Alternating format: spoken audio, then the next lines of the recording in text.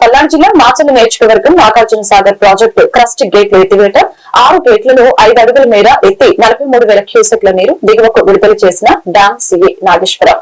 నాగార్జున సాగర్ కు చేరుతున్న 3,75,000 వరద నీరు సాగర్ నుంచి మొత్తం 80,485 క్యూసెక్ల నీరు దిగువకు విడుదలవగా 581.70 అడుగులకు చేరిన సాగర్ నీటి మట్టం. సాగర్ పూర్తి స్థాయి నీటి మట్టం 590 అడుగులు.